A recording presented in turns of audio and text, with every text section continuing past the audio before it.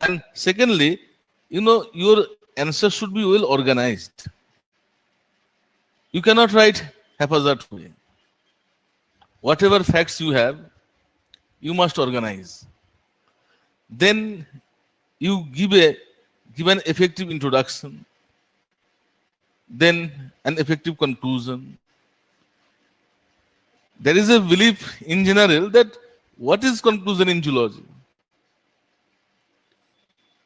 If you ask your fellow competitors from zoology, they have a belief that there is no conclusion, there is no introduction in zoology. It is very, very strange how things can be ended without conclusion. So most of the students in zoology, they know facts undoubtedly because they are coming from zoology background, medical science background, veterinary background. They only can take zoology, but they are not writing introduction. They are not writing conclusion. So write a good introduction, write an effective conclusion. You can excel, simply excel. Even today, there is 500 marks, and you can score 350 marks.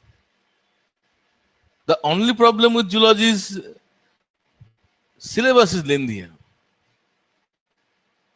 But you are the student of zoology. It is not a subject which you have never studied, like public health, sociology, anthropology. They are shorter in syllabus. So you can manage them in 3 months, 4 months. It is a lengthy subject, but you are already in touch with the subject. So you can manage. So that is not an issue. The issue is right approach and proper presentation.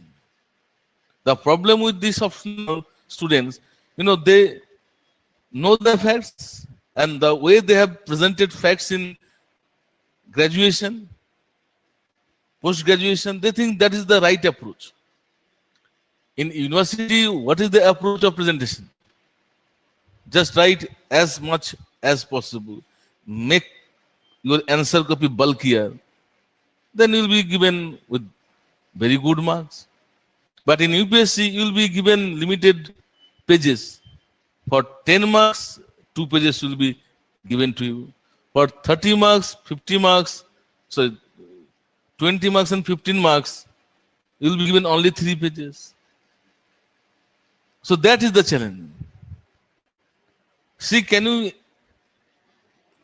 think that a topic like gene expression or protein synthesis can be presented in 3 pages?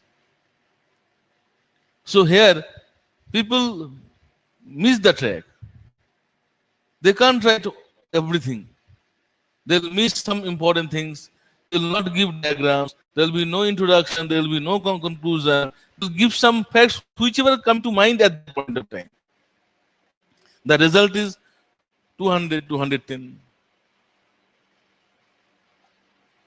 So you have to learn how to compress the facts without compromising, with organization. You can write all of them in 3 pages. If you can't do that, then your all facts are irrelevant. Huh? You know a lot of things, but you cannot present them in 3 pages. So what is the use of this fact? So here, if we be complacent with facts and understanding, that is the first misleading factor in our preparation. Here, most of the students make the mistakes. They think, I know these facts, I understand these facts. Then how I cannot write? See, challenge is you have been given limited space. So it needs a practice. It needs a guidance. So we miss this point usually. And that is the problem with most